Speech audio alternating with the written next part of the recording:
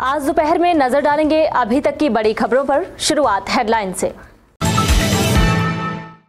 जो पात्र थे उन्हें नहीं मिली राहत राशि, कोई और ही ले गया फायदा। स्टोन क्रशर तो खुल गए लेकिन मनमाने दामों से हर कोई परेशान। 14,925 कैंडिडेट्स ने दी टीजीटी आर्ट्स टेट की परीक्षा। आभा कार्ड से स्वास्थ्य लाभ लेने के लिए मिलेगी सहूलियत। 8 करोड़ से बनेगा हॉस्टल, ये स्टूडेंट्स ले पाएंगे लाभ। और अब खबरें विस्तार से। 4 महीने बीत जाने के बाद भी बरसात त्रासदी पीड़ितों के जख्म हरे के हरे हैं।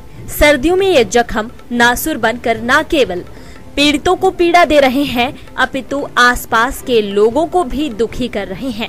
सभी यही कहते हुए सरकार को कोसे जा रहे हैं कि जिनको आपदा राहत राशि मिलनी चाहिए थी उन्हें मिली नहीं, और जो पात्र नहीं थे उन्हें मिल गई, जो सुख की सरकार पर बड़ा आरोप है। ऐसी ही एक घटना सिराज विधानसभा क्षेत्र की कुकलाह पंचायत में सामने आई है, जिसमें शेर सिंह पुत्र जीवानंद का 6 कमरों का मकान तिनके की तरह बाखली खड्ड में समा गया था। घर की एक भी चीज उठाने का मौका तक नहीं मिला। आज अपनी बीवी, बेटे व प्रेग्नेंट बहू के साथ टेंट में जीवन यापन करने को मजबूर है। कड़ाके की ठंड और आर्थिक परेशानी से परिवार कांप रहा है, मगर अब तक सरकार द्वारा मात्र 1 रुपया ही राहत राशि के नाम पर मिल पाया है। हाँ जी, क्या नाम है आपका? शेर सिंह जी। शेर सिंह, आप कहाँ के रहने वाले? कुकला के जी। कुकला के। जो ये बरसात आई थी नहीं अभी, उसमें क्या नुकसान हुआ आपका? नुकसान तो हमारा तो कुछ ही बचा नहीं है, जमीन तक नहीं बची हुई है। घर तो सारा कुछ बह गया, जैसे मिट्टी नीचे सारी जमीन के नीचे साफ निकल गया। रहने के लिए बड़ी मुश्किल हो गई है। अब कहाँ रह रहे हैं आप? हम टेंट में रह रहे हैं। टेंट में रह रहे हैं। आपके कितना परिवार है? मेरा 4 परिवार है जी। अच्छा, बच्चे? एक बहू है, एक बेटा है, एक मिसेज है। 4 परिवार है, आप चारों टेंट में रह रहे हैं? हाँ जी, हाँ जी। क्या बोलते हैं आप, अभी तक घर बनाने के लिए जो पैसे प्रदेश सरकार ने जारी किए हैं, क्या आपको मिले हैं? नहीं जी, मेरे को पैसे तो नहीं मिले। मैसेज आया था 1 रुपया वाला, उसके बाद कोई मैसेज नहीं आया मेरे को।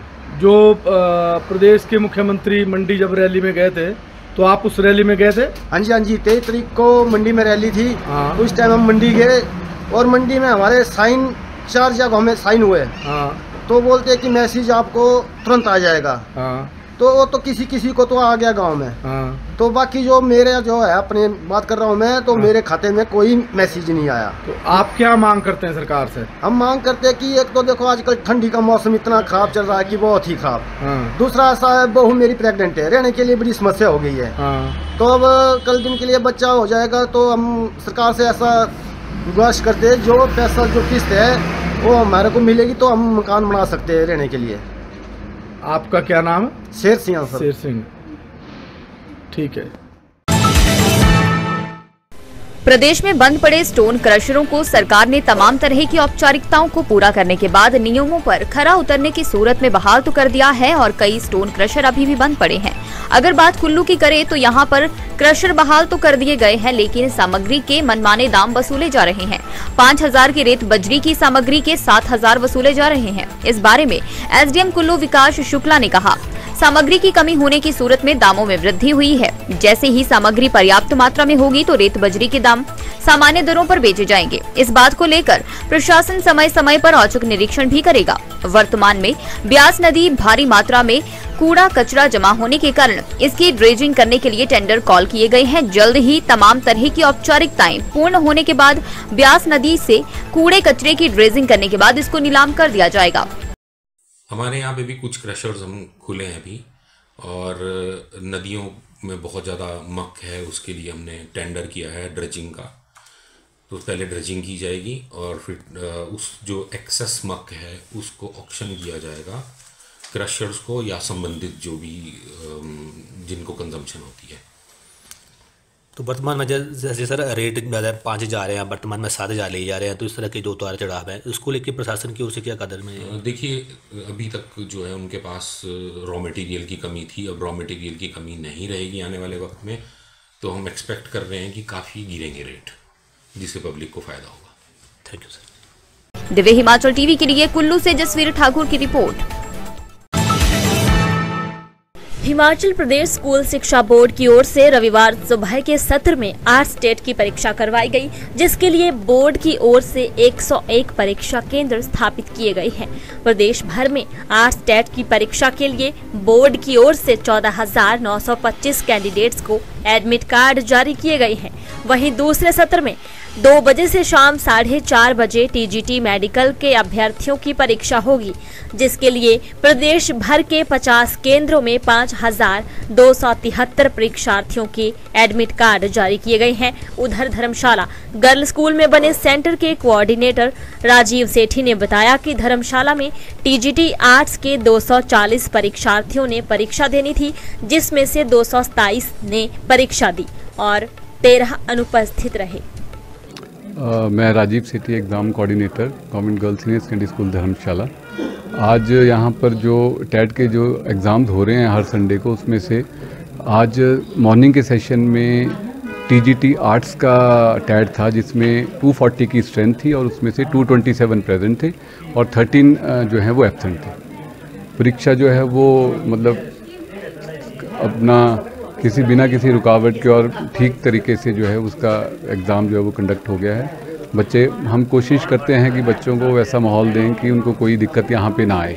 हमारे यहाँ पे एग्ज़ाम जनरली होते रहते हैं, तो हमारी अपनी तरफ से हम उनको पूरा फैसिलिटीज़ देने की कोशिश करते हैं कि जो भी हैं उनको वो दिया जाए, और जो भी बोर्ड के निर्देश होते हैं उसके अनुसार हमने वो एग्ज़ाम जो है उसको कंडक्ट करवाया है। और आज हमारा आर्ट्स टेट का ये पेपर था। कैसे रही परीक्षा? तो ठीक थी, अच्छा था पेपर आज, और जीके वगैरह सही आया था, साइकोलॉजी थोड़ा सा था, और पेपर तो सही था वैसे। और सीटिंग प्लान का? सीटिंग प्लान था वैसे ठीक था जी सर, काफ़ी सही आया था पेपर, मतलब मॉडरेट लेवल का ही था, ज़्यादा टफ भी नहीं था।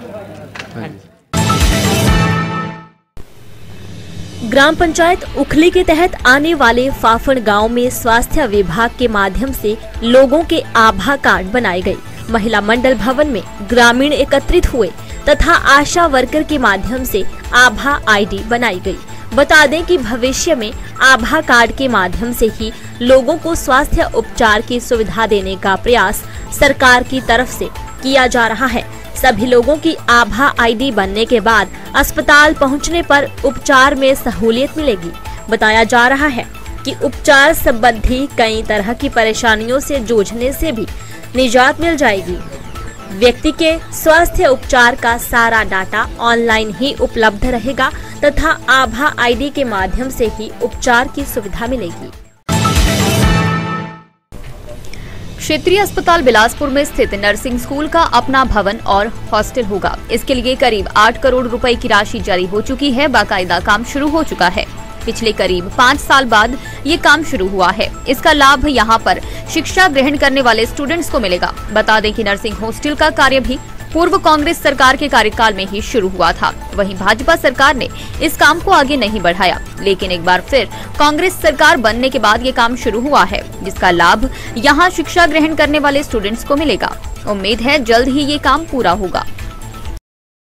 ये नर्सिंग स्कूल का जो निर्माण कार्य काफ़ी सालों से लंबित चल रहा था, तो वर्तमान सरकार ने करोड़ों की धनराशि इसके भवन निर्माण के लिए प्रदान की और ये काफ़ी तीव्र गति से इसका कार्य चल रहा है और उम्मीद है कि जल्दी ही ये तैयार होकर हमारी कन्याओं के काम आएगा। दिव्य हिमाचल टीवी के लिए बिलासपुर से अनिल पटियाल की रिपोर्ट। आज दोपहर में इतना ही। बने रहे दिव्य हिमाचल टीवी के साथ।